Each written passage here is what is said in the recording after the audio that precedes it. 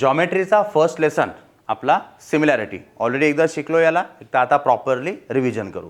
हा लेसन जो आहे सिमिलॅरिटी, ह्या लेसनमध्ये दोन सेक्शन बनतात. एक सेक्शन म्हणतो प्री सिमिलॅरिटी, एक सेक्शन म्हणतो सिमिलॅरिटी. पहिली एक्झरसाइज दुसरी एक्झरसाइज ही टोटली ह्या सेक्शनवर डिपेंड करते. एक्झरसाइज थर्ड आणि फोर्थ जेव्हा आपण शिकतो तेव्हा ॲक्च्युअलमध्ये सिमिलॅरिटी आपल्याला डिस्कस करणार आहे. प्री सिमिलॅरिटीमध्ये काय काय येणार आहे, रेशो, एरियाज ऑफ ट्रायंगल आणि दोन ट्रायंगलच्या एरियाचा रेशो, अशा काही गोष्टींवर आपल्याला एक्सरसाइज शिकणार आहे. याच्या व्यतिरिक्त काय येणार आहे, बेसिक प्रपोर्शनॅलिटी थेरम ज्याला आपण BPT नावाने ओळखतो, अँगल बायसेक्टर प्रॉपर्टी आणि intercept made by 3 parallel line. हा झाला तुमचा सेक्शन प्री सिमिलॅरिटी.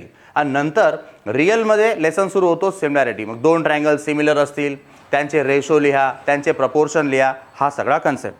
आज आपण सुरुवात करत आहे सेक्शनला ज्याचं नाव आहे प्री सिमिलॅरिटी. चला व्यवस्थित लक्ष द्या, खूप महत्त्वाचं बेसिक याच्यामध्ये तुम्हाला कव्हर करून देत आहे. ट्रायंगल तुमच्या नजरेसमोर आहे ज्याचं नाव आहे ABC आणि या ट्रायंगलची एक हाईट इथं ड्रॉ केलेली आहे, नाव आहे AD. जेव्हा आपण ट्रायंगल डिस्कस करतो त्याचा एरिया काढतो तर बेसिक फॉर्म्युला आपण 8वी 9वी पासून शिकत आलो, हाफ बेस इंटू हाईट.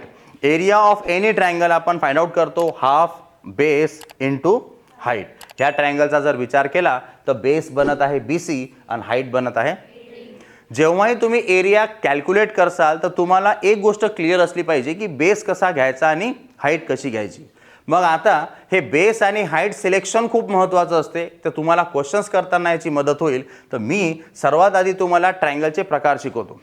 आपण 8वी 9वी 10वी पासून ज्या काही गोष्टी शिकतो याच्यामध्ये आपण टाइप्स ऑफ ट्रायंगल शिकतो. जर टाइप्स ऑफ ट्रायंगलचा विचार केला तर पहिला प्रश्न हा पडायला पाहिजे की ट्रायंगलचे प्रकार तुम्ही जे विचारताय ते कशाच्या बेसिसवर. पहा, टाइप्स ऑफ ट्रायंगल जेव्हा आपण शिकतो तर दोन गोष्टी पाहिल्या जातात.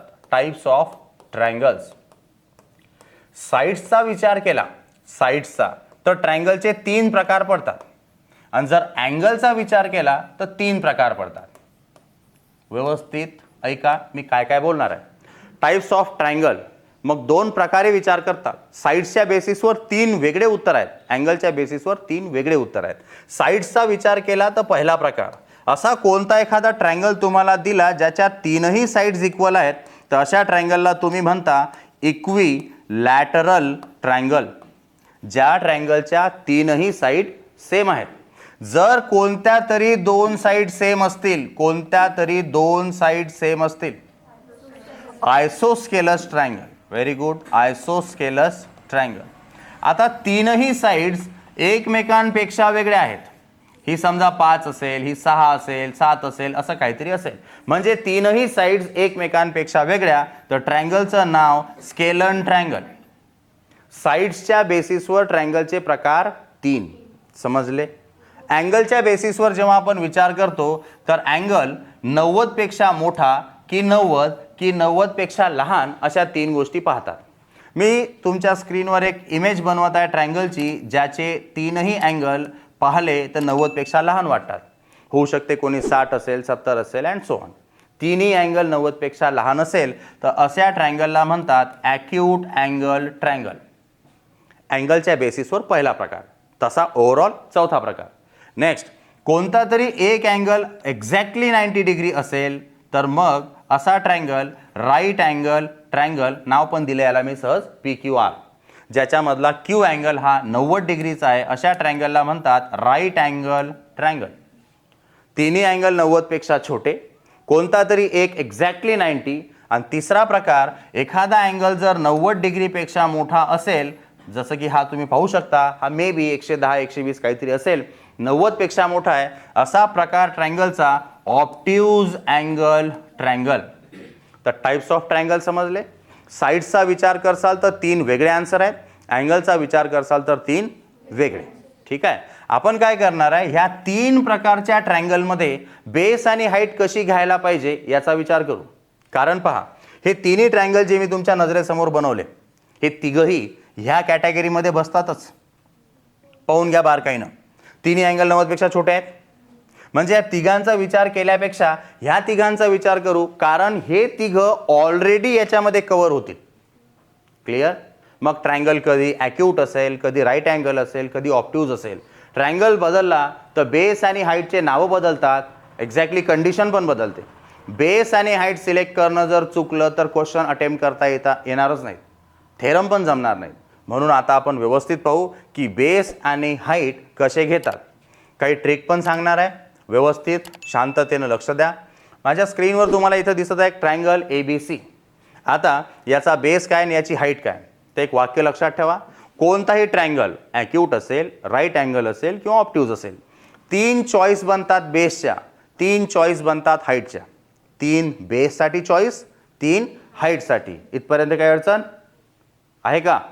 नक्की पहा. जर मी याला बेस मानण्याचा प्रयत्न केला तर ट्रायंगलचे 3 अक्षर ABC पैकी 2 यूज केले, BC. कोणतं अक्षर सुटलं? Very good. इथून ड्रॉ करतो पहिला परपेंडिक्युलर जो की बनेल असा. बेस आणि हाईट घेताना एक सिंपलसा रूल लक्षात ठेवायचा. ज्या 2 सेगमेंट, सध्या इथं एक उभी अशी आणि एक आडवी अशी, ज्या 2 सेगमेंट एकमेकांना राईट अँगलमध्ये भेटत असतील त्याच्यातल्या एकाला बेस माना, एकाला जनरली हॉरिझॉन्टल लाईन आपण बेससाठी कन्सिडर करतो आणि व्हर्टिकल लाईनला हाईट. इथं पाहू शकता AD आणि BC एकमेकांना राईट अँगलमध्ये भेटत आहेत. मग ह्या ट्रायंगलमध्ये बेस कोण बनला? Very good. बेस बनला BC आणि हाईट कोण बनली? ही झाली एक choice, base BC, height AD. जर मी BCच्या ऐवजी AC घेतला असता तर पहा इथं कोण घेतला मी? AC. कोणतं अक्षर सुटलं? मग इथून ड्रॉ करावा लागेल परपेंडिक्युलर जो की बनेल असा. याला एक नाव देऊ E. जो परपेंडिक्युलर ड्रॉ करता ज्या पॉइंटवर तो पडला, ज्याचं नाव आहे E, त्याला म्हणतात foot of perpendicular. So here BE is perpendicular to AC. मग आता मी याला बेस बनवलं तर ही काय झाली? Very good. सांगा बेसचं नाव AC, हाईटचं नाव. ठीक आहे, काही अडचण नाही इथपर्यंत. पहिल्यांदा मी BC ला बेस बनवलं, आता AC ला बेस बनवलं. आता तिसरी आणि ह्या ट्रायंगलची शेवटची चॉईस, नाव AB. जर AB मी बेस बनवला तर कोणतं अक्षर सुटलं? Very good. आता बनेल परपेंडिक्युलर असा, त्याला तुम्ही नाव देऊ शकता C आणि F. तुम्ही इथं ड्रॉ केला. फुट ऑफ परपेंडिक्युलर कुठं भेटला? F. मग हा काय झाला? ही काय झाली? तर base is AB and height is CF. काही अडचण? दुसरा ट्रायंगल बनवतो, राईट अँगल ट्रायंगल. आता राईट अँगल ट्रायंगलमध्ये याला मानतो बेस BC ला. कोणतं अक्षर सुटलं? A. मग A मधून ड्रॉ करा परपेंडिक्युलर जो की ऑलरेडी ड्रॉन आहे, करायची गरज नाही. ह्या 2 सेगमेंट एकमेकांना राईट अँगलमध्ये भेटत आहेत म्हणजे एक झाला बेस, एक झाली. सांगा बेस कोण? आणि ही A मधून निघालेली height. So now base is BC, height is. एक चॉईस माझी संपली. आता याला बेस बनवतो. पहा सेकंड सिच्युएशन, AB ला बेस बनवलं, कोणतं अक्षर सुटलं? C मधून ड्रॉ केला हा परपेंडिक्युलर जो की आहे BC किंवा CB, दोन्ही नावं चालतील. आता याला जर मी हाईट मानत आहे तर मग हा काय झाला? So here base is AB and height is. आता एक बेस आपण एक हाईट याला पहिले मानलं होतं, आता याला हाईट मानली. ठीक आहे, मग आता एक चॉईस अजून उरली. आता आपण काय करू? AC ला बनवू बेस. AC जर मी बेस बनवला, कोणतं अक्षर सुटलं? B मधून ड्रॉ केला जाईल असा एक परपेंडिक्युलर जो की अंदाजे D पॉईंटमध्ये भेटला. मग आता बेस कोण बनला? हाईट कोण बनली? पहिले आपण पाहिलं ॲक्यूट अँगल ट्रायंगल, त्याच्यामध्ये पाहिलं आपण 3 बेस 3 हाईट बनवता आल्या. राईट अँगल ट्रायंगल घेतला, किती बेस किती हाईट बनवता आल्या? 3 बेस 3 हाईट. आता शेवटचा आपला ट्रायंगल ज्याचं नाव आहे ऑप्ट्यूज. याच्या थोडंसं कन्फ्युजन होऊ शकते, तर पहिलेच काही डाऊट क्लिअर करतो. आतापर्यंत तुम्ही तिन्ही ट्रायंगलमध्ये असं पाहिलं की हाईट ट्रायंगलच्या आतमध्ये राहत होती. ऑप्ट्यूजच्या केसमध्ये काही केसेसमध्ये ट्रायंगलची हाईट बाहेर सुद्धा जाऊ शकते. मी सर्वात आधी याला बनवत आहे बेस. ट्रायंगलचं नाव ABC, बेसचं नाव BC. उरलेला पॉईंट आहे माझा A, इथं आहे. इथून अशी तर मी हाईट जर ड्रॉ केली तर ती तिरपी झाली. तिरपी उंची कधी रिअल हाईट नसते. मग मला काय करावं लागेल? उभी अशी लाईन ड्रॉ करावी लागेल. ट्रायंगल तर माझा B वरच संपला. मग अशा केसमध्ये याला थोडंसं मी रेफरन्ससाठी एक्सटेंड करून घेतलं आणि आता A मधून रिअल परपेंडिक्युलर ड्रॉ केला असा. व्यवस्थित ऐका. AD बेस, ट्रायंगलची हाईट AD हाईट ट्रायंगलचा बेस काही पोरं काय करतात, सी पासून डी पर्यंत विचारतात किंवा विचारात घेतात. ॲक्च्युअलमध्ये तुमचा ट्रायंगल एबीसी आहे, बीवर तुमचा ट्रायंगल संपला, हा पुढचा पार्ट तुमच्या बेसचा हिस्सा नाही आहे. बेस तुमचा इथून स्टार्ट होऊन इथंच संपतो. मग ह्या ट्रायंगलमध्ये बी सी बनली बेस आणि ए डी काय बनली, आणि ए डी हाईट ट्रायंगलच्या बाहेर गेली. बेस कोण आहे, हाईट कोण आहे. आपण पहिल्यांदा बी सी साईड घेतली. आता आपण काय करू, ए सी सेगमेंटला बेस बनवू. कोणता कॉर्नर सुटला तिथून निघेल परपेंडिक्युलर, जो की सरळ सरळ असा जाईल. ठीक आहे, त्याचं नाव तुम्ही लिहू शकता बीई. मग आता तुमचा बेस कोण आहे, हाईट कोण आहे. मग बेस ए सी आणि हाईट. आता शेवटची साईड, पहिले आपण बेस बी सी घेतला, आता बेस ए सी घेतला, आता लास्ट ए बीला बेस बनवतो. मग उरला कोणता कॉर्नर, सी. तिथून परपेंडिक्युलर असा तर काढता येणार नाही, मग तो असा बाहेरून काढावा लागेल. त्याच्यामुळे ट्रायंगल तर इथंच संपला. रेफरन्ससाठी हिला थोडंसं वाढवून घेऊ. काय होईल आता, सी मधून निघेल तुमचा परपेंडिक्युलर. ट्रायंगलचा बेस किती, कोण, ए बी, आणि हाईट कोण, तिथं रिझल्ट लिहित आहे A B base height C. काही अडचण इथपर्यंत परफेक्ट. हे आपण पाहिल्या चॉईस. एखाद्या ट्रायंगलमध्ये बेस आणि हाईटच्या किती चॉईस भेटतात. मग तो ट्रायंगल ॲक्यूट असो, ऑप्ट्यूज असो किंवा राईट अँगल असो. आता आपण पाहणार आहे दोन ट्रायंगलच्या एरियाचा रेशो, म्हणजे तुमची पहिली प्रॅक्टिस सेट 1.1, ज्याचं की ते बेसिक आहे. समोर पहा, तुम्हाला दोन ट्रायंगल दिसतील. एकाचं नाव आहे ए बी सी, एकाचं नाव आहे पी क्यू आर. हा ॲक्यूट अँगल टाईपमध्ये गेला आणि हा कोण आहे, ऑप्ट्यूज. त्याच्यासाठी आपण काय करून घेऊ, एक बेस आणि एक हाईट रेफरन्ससाठी बनवून घेऊ. सो बेस आहे बी सी, हाईट आहे. ह्या ट्रायंगलमध्ये क्यू आरला मी बेस आणि समोर अशी हाईट बनवून घेईल. आता मला सांगा, या ट्रायंगलचा जर विचार केला तर एरिया कोणत्याही ट्रायंगलचा थोड्या वेळापूर्वी पाहिला आपण, हाफ बेस इंटू, मग लिहिलं area of triangle A B C, half याचा बेस हाईट. आता येऊ ह्या ट्रायंगलमध्ये हाईट अशी ड्रॉ करण्यासाठी याला थोडंसं रेफरन्ससाठी बाहेर वाढवून घेतलं आणि पी मधून ड्रॉ केला. आता परपेंडिक्युलर अक्षर घेतलं एस. ट्रायंगलचं नाव आहे P Q R. Area of triangle P Q R equal to, formula तर बदलणार नाही, हाफ इंटू बेस इंटू, मग हाफ इंटू याचा बेस कोण आहे आणि हाईट कोण आहे, आत्ताच डिस्कस केलं आपण. आता मला काय करायचं आहे, ह्या दोघांच्या एरियाचा रेशो काढणं आहे. म्हणजे ह्या area of triangle A B सीला डिवाइड करावं लागेल area of triangle P Q आरने, आणि half B C into A डीला डिवाइड करावं लागेल क्यू आर इंटू पी एसने. So area of triangle A B C divided by area of triangle P Q R. त्याच्या left hand साईडला याच्या left hand साईडने जर डिवाइड केलं तर याच्या राईट हँड साईडला राईट हँड साईडने डिवाइड करावं लागेल. Half B C into A D upon half Q R into. Half half term same असल्यामुळे काय होईल, दोघांना कॅन्सल केलं तर मला मिळालं area of triangle A B C upon area of triangle P Q R equal to B C A D upon Q R into.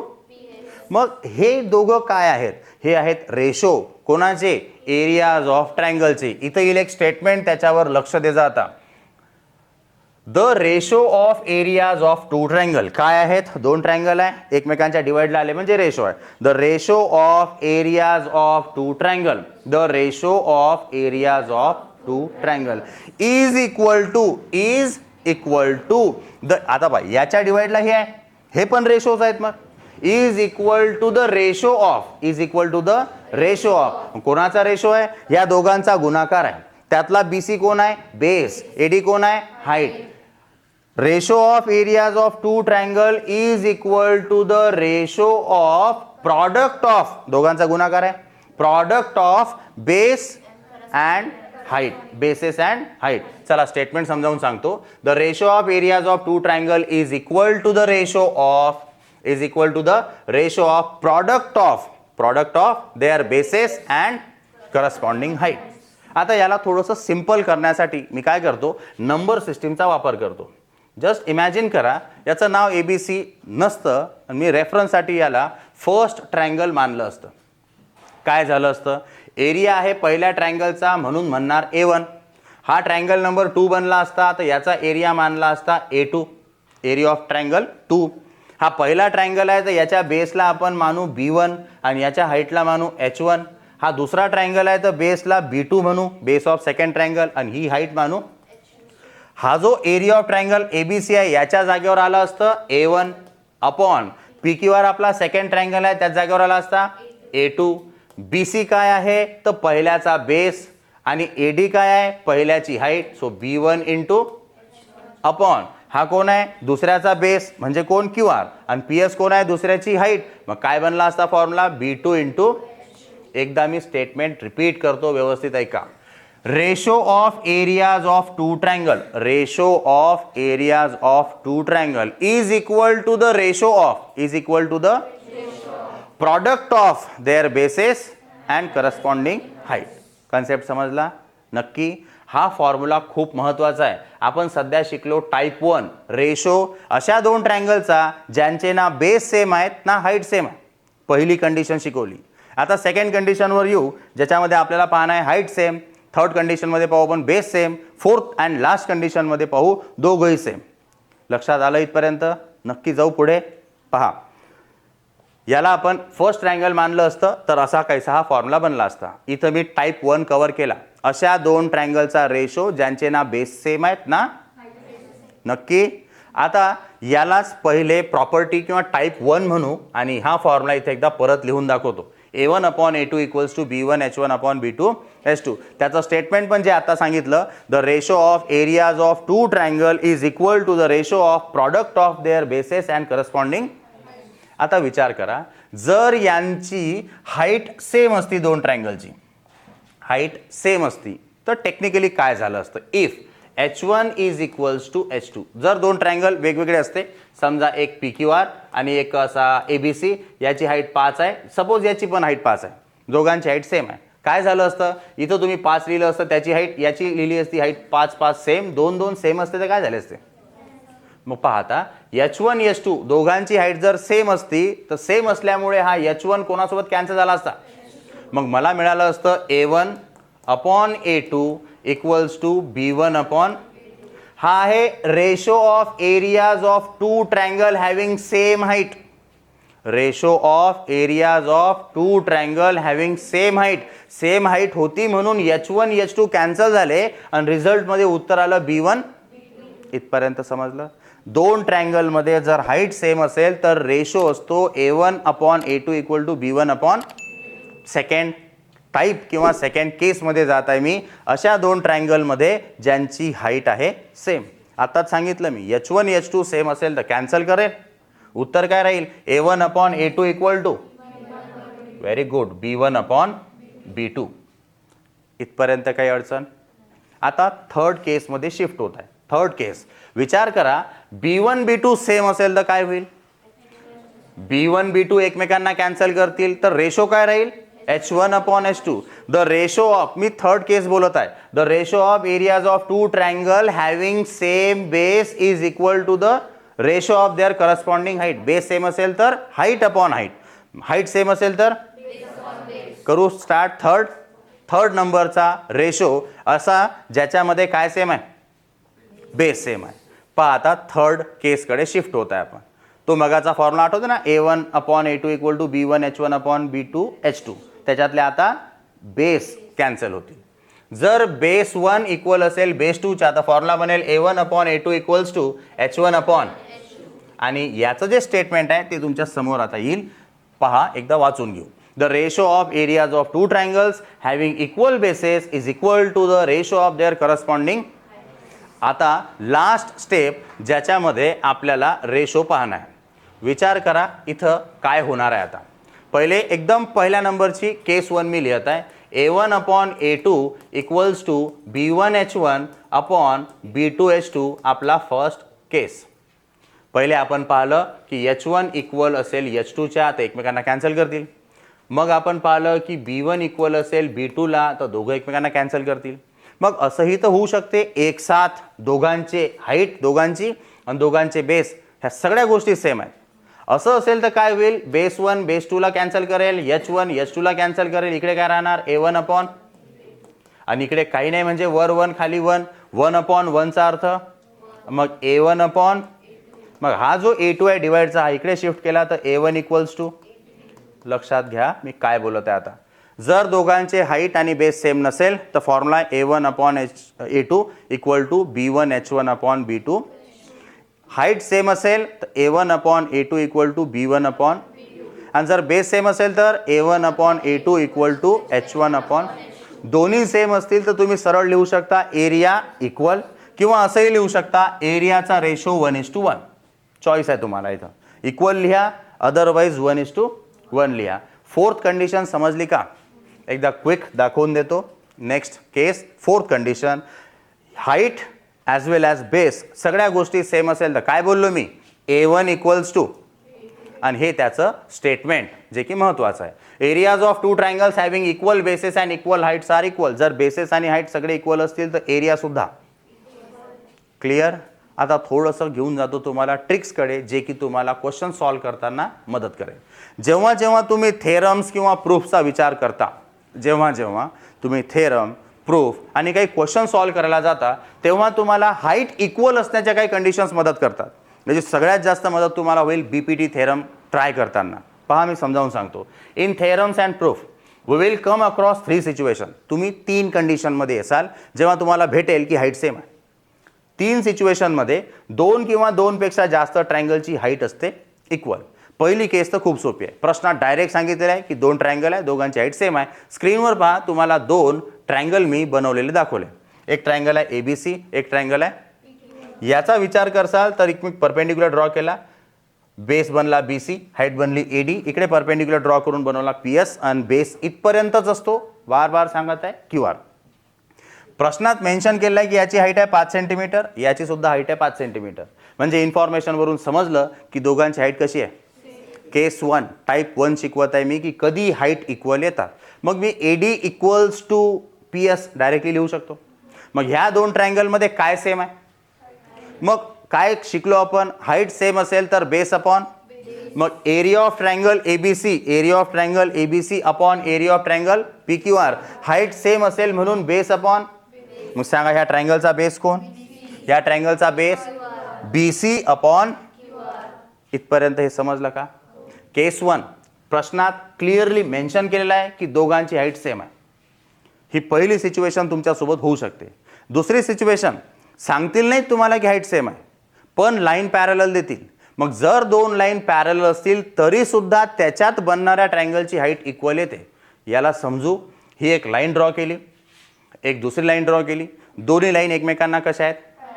आता ऐका, जर या 2 लाईनच्या मधातलं अंतर मी इथं मोजलं, मधात मोजलं, शेवटी मोजलं तर अंतर बदलेल का? अंतर कुठेही 2 पॅरलल लाईनमधलं बदलत नाही. मग एक ट्रायंगल प्लेस केला याच्या आतमध्ये, नाव दिलं ABC. थोडंसं पुढे आलो, दुसरा ट्रायंगल प्लेस केला ह्याच 2 लाईनच्या मधात, नाव दिलं PQR. कोऑर्डिनेट्स त्याचे व्हर्टेक्स जे आहेत PQR बनवून घेतले. 2 पॅरलल लाईनमधलं अंतर बदलत नाही, आत्ताच आपण बोललो. मग याची हाईट अशी बनवावी लागेल. हा बनला बेस. सांगा पहिल्या ट्रायंगलसाठी हाईटचं काम कोण करेल? मग AD. दुसऱ्या ट्रायंगलमध्ये हाईटचं काम कोण करेल? मग क्लिअरली 2 पॅरलल लाईनमधलं अंतर इथं जेवढं असेल तेवढंच अंतर इथं असायला पाहिजे. बदलेल का? मग मी म्हणू शकतो का ह्या दोन्ही ट्रायंगलमध्ये हाईट काय असते? थर्ड केसवर जायच्या आधी इथं काही अडचण आहे का? मी म्हणू शकतो ट्रायंगल ABCचा एरिया, कारण हाईट ही आणि ही हाईट सेम असल्यामुळे, हाईट सेम असेल तर बेस अपॉन बेस. मग area of triangle ABC divided by area triangle PQR. जेव्हा तुम्ही सॉल्व करसाल तर काय लिहिसाल? BC upon QR. किंवा असं लिहू शकता, if line L is parallel to line M, then triangle ABC and triangle PQR lie between the same 2 parallel line. Therefore, their heights are, or their height is same. दोघांची height कशी आहे? Same. केस 1 समजली? Direct सांगतील की height same आहे. केस 2 direct नाही सांगतील तर 2 पॅरलल लाईनमध्ये ट्रायंगल बसवून देतील तरी सुद्धा दोघांची हाईट. तिसरी सर्वात इंटरेस्टिंग, सर्वात महत्त्वाची जी BPT मध्ये तुम्ही कामात घेऊ शकता, केस 3. पाहून घ्या मगाचं वाक्य. ABC ट्रायंगल, PQR ट्रायंगल, त्याचा बेस BC आणि याचा बेस QR. तिसरी सर्वात महत्त्वाची, आणि याच्यामध्ये सुद्धा एक ट्रिक काम करते. एक ट्रायंगल बनवला ABC आणि त्या BCवर कुठंतरी एक थर्ड पॉईंट घेऊन त्याला नाव दिलं D आणि A आणि D ला केलं जॉईन. आता तुमच्या नजरेसमोर जे ट्रायंगल बनले, ओव्हरऑल टोटल ट्रायंगल किती? Very good. 3 ट्रायंगल बनलेले आहेत. नावं दाखवून देतो. पहिला सर्वात मोठा ABC, दुसरा A पासून B पासून फक्त D पर्यंत, तिसरा ADC. टोटल ट्रायंगल किती? मग मला आता ह्या 3 ट्रायंगलमध्ये तिघांची पण हाईट सेम आहे. ते कशी ते आता आपण व्यवस्थित डिस्कस करू. पहा, ट्रायंगलचे पहिले आपण नावं लिहू. स्क्रीनवर हायलाईट झालेला फक्त पार्ट कोणता? ABD. ठीक आहे, इथं लिहिला मी ट्रायंगल ABD. आता दुसऱ्या ट्रायंगलकडे लक्ष द्या. दुसरा ट्रायंगल फक्त किती आहे आता? ADC. तिसरा आता पूर्ण. हे लिहिले मी 3 ट्रायंगल जे इथं मला बनताना दिसले. आता काय करतो, यांचे बेस आणि हाईट लिहिण्याचा प्रयत्न करतो. बेस आणि हाईट पहा. सर्वात पहिले मी काय केलं, एक रेफरन्ससाठी AE परपेंडिक्युलर ड्रॉ करून घेतला. पहिल्या ट्रायंगलचं नाव काय आहे? पहा ABD. तेवढाच ट्रायंगल फक्त मी हायलाइट केला, नाव ABD. सांगू शकता बेस कोण? बेस BD, हाईट तिकडे रिझल्ट लिहून घेऊ. बेस BD, हाईट AE आणि BD आणि AE. आता येतो सेकंड ट्रायंगलवर, नाव आहे ADC. ट्रायंगलवर लक्ष द्या, हा आहे तुमचा ट्रायंगल ADC. ADC ट्रायंगलमध्ये हा DC काय बनला?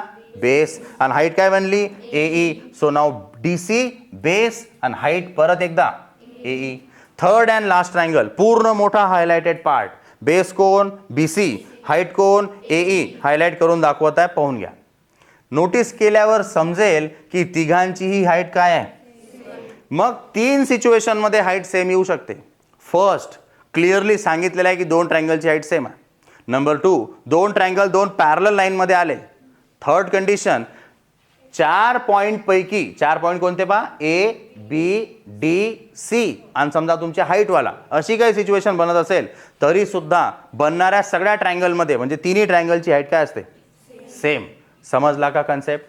आता याच्यामध्ये एक ट्रिक काम करते, ती सुद्धा शिकवतो. हे तुम्हाला रिझन समजले? आता ऐका, ह्या थर्ड केसमध्ये बसवण्यासाठी ह्या थर्ड केसमध्ये जर ट्रायंगल बसवायचे असतील तर त्यांना 2 रिझन सॅटिस्फाय करायला पाहिजे. पहा ते काय, थोडंसं याला बॅक करतो. ट्रायंगल ABD, ADC, ABC या तिघांमध्ये नोटीस करसाल तर एक अक्षर कॉमन दिसते. म्हणजे या तीनही ट्रायंगलमध्ये एक अक्षर कॉमन असलं पाहिजे ही केस लावण्यासाठी. नेक्स्ट, त्याच्यानंतर BDC हे तीनही पॉइंट एका रेषेत असायला पाहिजे. जर ह्या 2 कंडिशन पूर्ण झाल्या तर केस 3 मध्ये तुम्ही बसवू शकता आणि ट्रायंगलच्या हाईट इक्वल लिहू शकता. पहा ह्या 2 कंडिशन कोणत्या? किती ट्रायंगल पाहिले बेटा आपण? ABC 1, ABD 2, ADC 3. A सर्वांमध्ये काय आहे? मग हे पहा पहिलं reason. Triangle ABD, triangle ADC, triangle ABC सर्वांमध्ये एक कॉमन व्हर्टेक्स आहे, तो कोण? आता या तिघांचे बेस, पहिल्याचा बेस पहा, पहिला ABD आहे, नाव पहा त्याचं ABD. बेस कोण आहे? BD. दुसरा ट्रायंगल ADC, ADC. बेस कोण आहे? DC. तिसरा ट्रायंगल ABC, ABC. बेस कोण आहे? BC.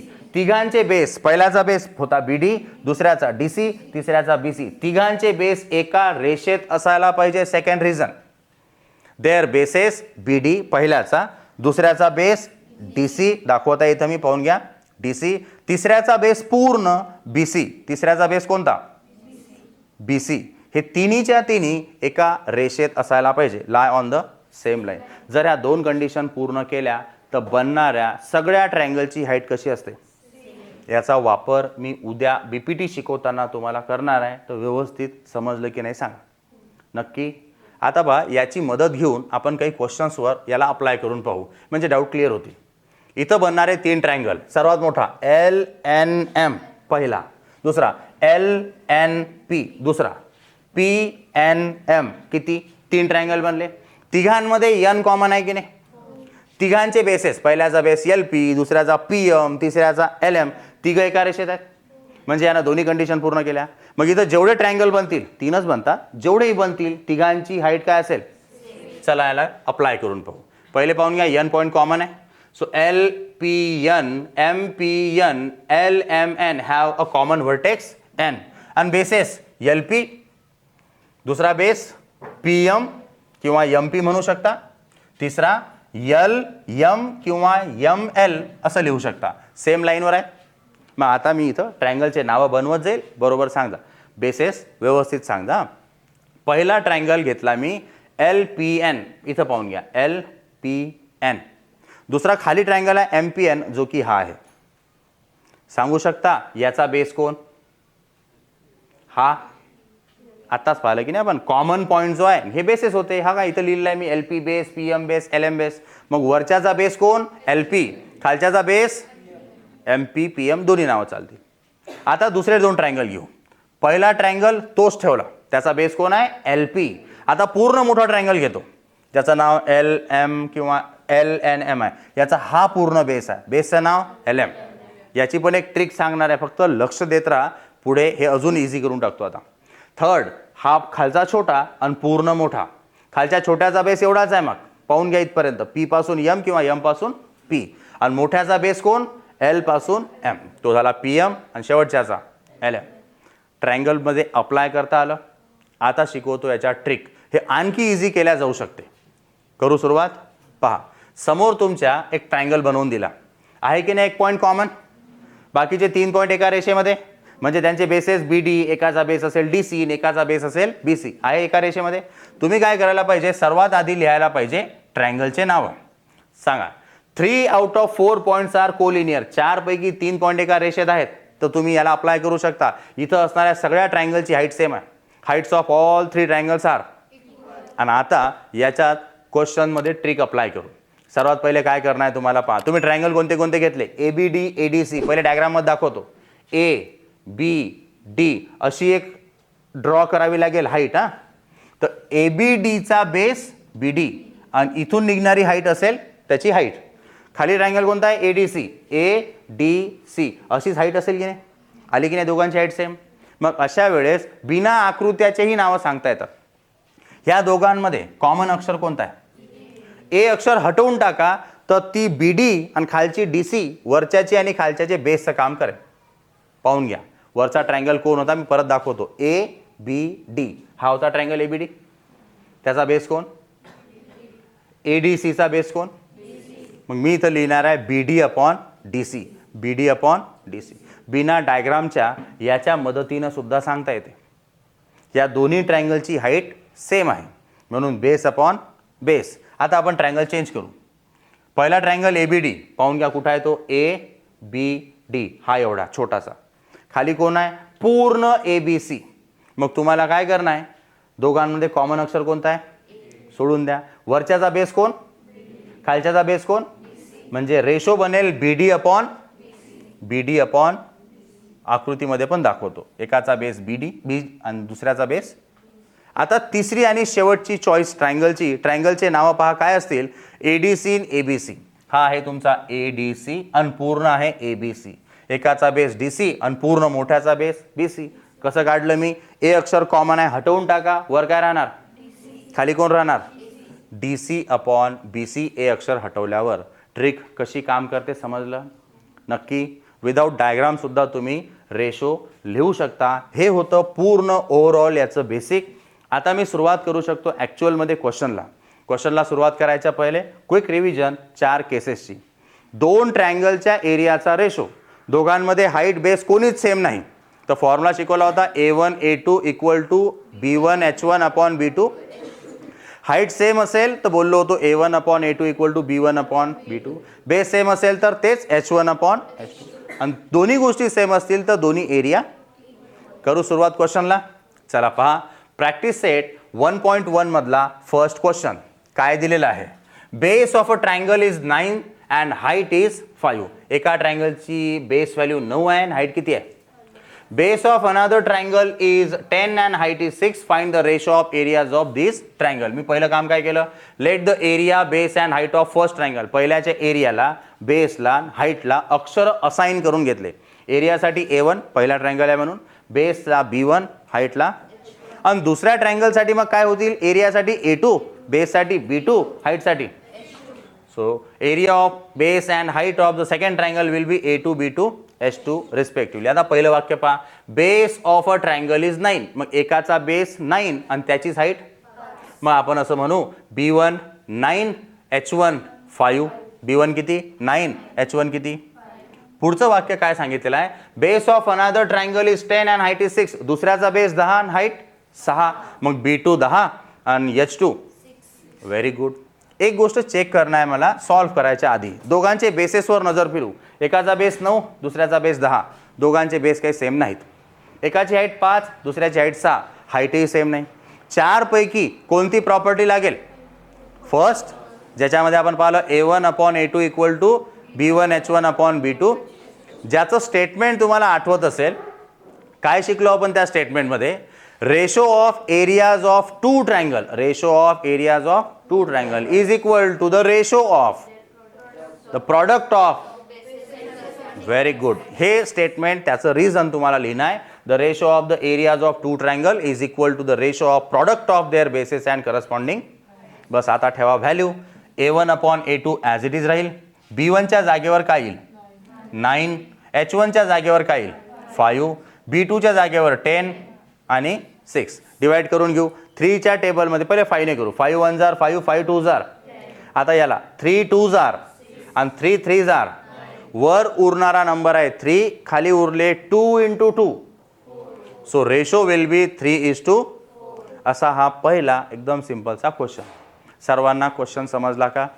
नक्की. सेकंड क्वेश्चनकडे येत आहे मी. हा होता आपला फर्स्ट क्वेश्चन, ज्याचा रेशो आला 3:4. सेकंड क्वेश्चनकडे जाऊ. प्रॅक्टिस सेट 1.1 मधला सेकंड क्वेश्चन पहा काय म्हटलेलं आहे. BC is perpendicular to AB. Diagram मध्ये पहा BC आणि AB परपेंडिक्युलर आहे. मग एक याला मी बेस बनवणार, याला हाईट, किंवा याला बेस याला हाईट. चॉईस आहे तुमच्याकडे. सेकंड सेंटेन्स आहे AD is perpendicular to AB. AD is perpendicular to. दोघांमध्ये चेक करा. AB कॉमन आहे, मग तुम्ही बेस कॉमन म्हणा किंवा हाईट कॉमन म्हणा. पाहू. विचारलेला आहे की याचा रेशो काढून दाखवा. BC किती दिलेली आहे? 4. त्याच्यानंतर AD किती दिलेली आहे? 8. ह्या सगळ्या व्हॅल्यू लिहून घेतल्या. Area of triangle ABC upon area of triangle ADB हा खालचा, यांचा रेशो पाहिजे. दोघांमध्ये कॉमन कोण आहे? AB. बेस सेम म्हणा किंवा हाईट सेम म्हटलं तरी चालेल. हाईट सेम म्हणसाल तर बेस अपॉन बेस, हे तुमचे बेस बनतील. मग आणि जर याला तुम्ही हाईट म्हटलं तर हे बेस बनले, आणि याला बेस म्हटलं तर ही काय बनली? दोन्ही गोष्टी तुम्ही लिहू शकता. चला, हा रेशो आपला काढायचा आहे, तो रेशो इथं लिहून घेऊ. कॉमन बेस इथं आपण मानत आहे. Area triangle ABC upon area triangle ABD. Common base असेल तर काय? Height upon height. सांगा, वर ट्रायंगल कोण आहे? ABC. हा आहे तो ABC. मग ही बनेल त्याची हाईट. हाईटचं नाव सांगा पहिले. BC. नेक्स्ट, खाली जो ट्रायंगल आहे त्याचं नाव आहे ADB. याची हाईट कोण बनेल? ह्या व्हॅल्यू लिहून घेतल्या. Ratio triangles with common base. सांगा BC ची किंमत किती? इथं पण लिहिलेली आहे आपण 4. त्याच्यानंतर AD ची किंमत किती? 4 नंतर 8. मग आता व्हॅल्यू ठेवली 8. 4 1 जार, 4 2 जार. रेशो किती होणार? 1:2. इथपर्यंत क्वेश्चन समजला का? नक्की. काही अडचण आहे का इथपर्यंत? पक्का. चला जाऊ. सेकंड क्वेश्चन कंप्लीट केला. थर्ड क्वेश्चनकडे. प्रॅक्टिस सेट 1.1 मधला थर्ड क्वेश्चन काय दिलेला आहे? Segment PS is perpendicular to RQ. इकडे आहे PS, इकडे आहे RQ किंवा QR. एकमेकांना परपेंडिक्युलर आहेत. त्याच्यानंतर ह्या दुसरी सेगमेंट दिली QT perpendicular to PR. QT perpendicular to PR. QR ची व्हॅल्यू दिलेली आहे 6. इथं आहे QR 6. PS दिलेली आहे 6. ही PS सुद्धा किती आहे? ही इथं आहे PS 6. तिची पण व्हॅल्यू लिहून घेऊ. त्याच्यानंतर आहे PR इक्वल्स टू 12. ही PR, ही सेगमेंट पूर्ण किती दिलेली आहे? 12. विचारलेलं आहे की QT सेगमेंट फाइंड करा. QT म्हणजे ही सेगमेंट आपल्याला काढणार आहे. QT तर क्वेश्चन मार्क येतो. आता मी एक ट्रायंगल हायलाइट करतो. दिसला रेड कलरचा? ट्रायंगलचं नाव आहे PQR.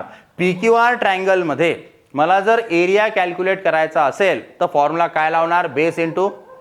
सर्वात आधी आपण काय करू? याला बनवू बेस आणि याला मानू त्याची. मग त्याचा पहिले एरिया काढून घेऊ. Area of triangle PQR. मी याला बेस बनवत आहे आणि याला काय बोललो? चला पाहू. Area triangle PQR equals to half base into height. हा फॉर्म्युला. ट्रायंगलमध्ये बेस कोण आहे? QR. हाईट कोण आहे? PS. मग व्हॅल्यू सबस्टिट्यूट करत असताना half as it is. Check कर जा. QR किती आहे? इथं तुम्ही पाहू शकता QR किती आहे? 6. ती व्हॅल्यू इथं सबस्टिट्यूट केली. PS डायग्राममध्ये पहा. PS किती आहे? 6. ती व्हॅल्यू इथं सबस्टिट्यूट केली. 2 1 जार, 2 3 जार. 3 × 6 किती? मला ह्या ट्रायंगलचा एरिया मिळाला 18.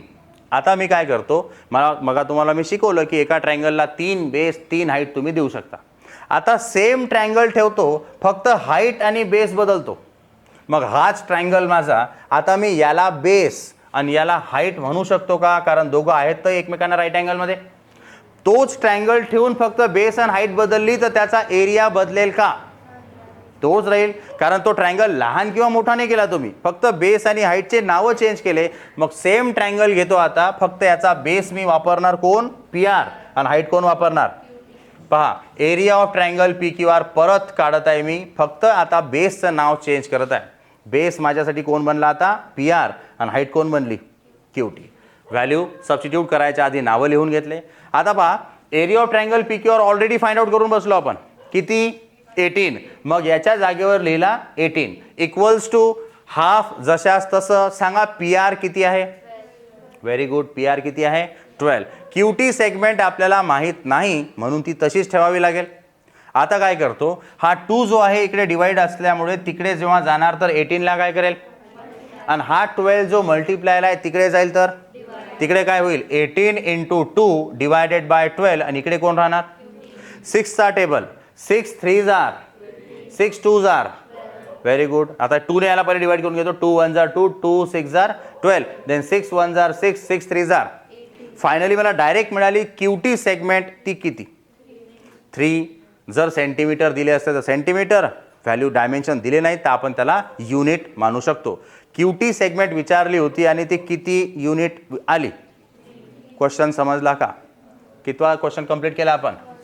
चला नेक्स्ट क्वेश्चन कडे जाऊ. प्रॅक्टिस सेट 1.1 मधला 4th क्वेश्चन. मग आपण डिस्कस केलं, दोन पॅरलल लाईनच्या मधात जर ट्रायंगल आले तर त्यांची हाईट इक्वल होते का? नक्की. पहा आपल्या क्वेश्चन मध्ये काय दिलं, AP is perpendicular to BC. Diagram मध्ये पहा, एपी आणि बीसी काय आहेत? Next, AD is parallel to BC. ही पूर्ण एडी आणि ही बीसी काय आहे? पॅरलल. ह्या दोन सेगमेंट एकमेकांना लाईन पॅरलल आहे. असं असेल तर दोघांचे एरिया काढा. पहा 4th केस शिकलो होतो आपण. हाईट सेम असेल, बेस सेम असेल तर एरिया कसे असतात? इक्वल. तीच कंडिशन इथं अप्लाय होणार आहे. दाखवतो ती कशी. एडी पॅरलल आहे बीसीला. पहिलं वाक्य लिहून घेतलं, एकदा दाखवून देतो, परत लक्ष द्या. AD is parallel to BC, हे पहिलं सेंटेन्स माझ्याकडे गिवन आहे. आता दुसरी ट्रायंगलचे नाव पहा. पहिला ट्रायंगल एबीसी जो की आहे A B C. Second triangle B C D, हा वाला. बरोबर. दोन्ही ट्रायंगल दोन पॅरलल लाईनच्या आतमध्ये आल्यामुळे यांची हाईट काय झाली? मग दोघांची हाईट झाली सेम. हे वाक्य पहा, triangle ABC and triangle BCD lie between the same two parallel lines AD and BC. मग दोन पॅरलल लाईन मध्ये जर ट्रायंगल आले तर हाईट काय होते? मग शिकलो आपण, केस 2 आपण डिस्कस केली तेव्हा. आणि आता पहा, दोघांमध्ये पण बीसी नावाचा बेस कॉमन दिसतो. पहिले तिथं ब्लिंक करताना त्याला हायलाइट करून दाखवतो. हा जो बीसी आहे बेस आहे का एबीसी मध्ये? आणि तोच बीसीडी मध्ये पण आहे का? मग हे दोन ट्रायंगल असे आहेत की यांच्यात हाईट पण आणि बेस सुद्धा. मग जेव्हा बेस आणि हाईट दोन्ही गोष्टी सेम असतात तेव्हा एरिया कसे असतात? इक्वल. मग मी लिहू शकतो ट्रायंगल एबीसीचा एरिया इक्वल आहे ट्रायंगल. विचार करा, इथं काही नाही म्हणजे 1 असेल. हा ट्रायंगल त्याला 1 ला मल्टिप्लाय करताय, तिकडे शिफ्ट केला तर मग area triangle ABC upon area triangle BCD. पाहून घ्या, इथं इथं काही नाही म्हणजे मी 1 मानत आहे आणि त्या 1 सोबतचा ट्रायंगल तिकडे शिफ्ट करत आहे. लक्ष द्यायचा स्टेपवर. 1 कसा आला समजला का? नक्की. तर तो जो मला रेशो विचारला होता तो तुम्ही 1 लिहू शकता किंवा 1:1 असा होता आपला 4th क्वेश्चन. नेक्स्ट क्वेश्चन कडे येऊ. नेक्स्ट क्वेश्चन आय थिंक एक्सरसाइजचा लास्ट क्वेश्चन आहे. प्रॅक्टिस सेट 1.1 मधला 5th. स्क्रीनवर तुम्हाला इमेज दिसत आहे, डायग्राम त्याची. पहिला ratio area of triangle P Q B upon area triangle PBC. पहा, पी क्यू बी वरचा ट्रायंगल. दुसरा आहे पीबीसी. हा पी, मग इथं बी आणि इकडे सी. दोन्ही ट्रायंगल मध्ये ही एवढी हाईट पी क्यू सेम आहे का? मग हाईट जर सेम असेल तर बेस अपॉन. आणि माहिती आहे बघा, तुम्हाला 3 प्रॉपर्टी शिकवल्या त्याच्यात ही असते. चला पाहू. पहिले रेशो जसा आहे तसा आपण ॲज इट इज पहिले लिहून घेऊ. दोघांमध्ये ही पी क्यू हाईट सेम आहे, बेस अपॉन बेस. पहिल्या ट्रायंगलचं नाव आहे पी क्यू बी. त्याची जर ही हाईट असेल तर हा काय झाला? आणि पीबीसी मध्ये जर ही हाईट असेल तर बीसी काय झाला? सांगा. वरच्या ट्रायंगलचं नाव P Q B upon PBC. वरच्याचा base कोण? खालच्याचा बेस कोण? हे दोन ट्रायंगल असे आहेत ज्यांची हाईट कशी आहे? So triangles with equal. Second ratio कडे येऊ. ट्रायंगल वर लक्ष द्या. वरचा ट्रायंगल आहे पीबीसी, वापस हाच खालचा पूर्ण जो मी रेड कलरने हायलाइट केला. नेक्स्ट आहे एबीसी, हा पूर्ण मोठा एबीसी. तो हायलाइट करायच्या पहिले याच्याबद्दल बोलतो. पीबीसी मध्ये हा बीसी बेस आहे का, आणि हाईट कोण बनली, पूर्ण मोठा ट्रायंगल एबीसी, याची हाईट कोण बनेल, एडी, आणि बेस कोण बनेल, म्हणजे दोघांमध्ये बेस सेम आहे. कोण आहे तो, बीसी. दोघांमध्ये बेस जर सेम असेल तर हाईट अपॉन हाईट. ट्रायंगल लिहिला पीबीसी अपॉन एबीसी. दोघांची बेस दोघांचा बेस सेम आहे, हाईट अपॉन हाईट. पहिल्याची हाईट कोण, दुसऱ्याची हाईट कोण, पी क्यू अपॉन. असा हा आपला क्वेश्चन. आता याच्यामधला थर्ड रेशोमध्ये आहे area triangle ABC upon ADC. पूर्ण एबीसी म्हणजे मोठा, दुसरा म्हणतो तो एडीसी हा फक्त एवढा इकडचा. दोघांमध्ये ही जी हायलाइट करत आहे मी, ही दोघांची हाईट आहे का, दोघांची हाईट आहे, दोघांची हाईट कॉमन आहे. मग बेस अपॉन, पहिले रेशो लिहून घेऊ, एबीसी अपॉन एडीसी. सांगा एबीसी, पूर्ण एबीसीचा जर ही हाईट असेल तर बेस कोण, याचा बेस बीसी अपॉन एडीसी, हा आहे तुमचा एडीसी. मग जर ही हाईट असेल तर ही काय झाली, मग बेस कोण येईल.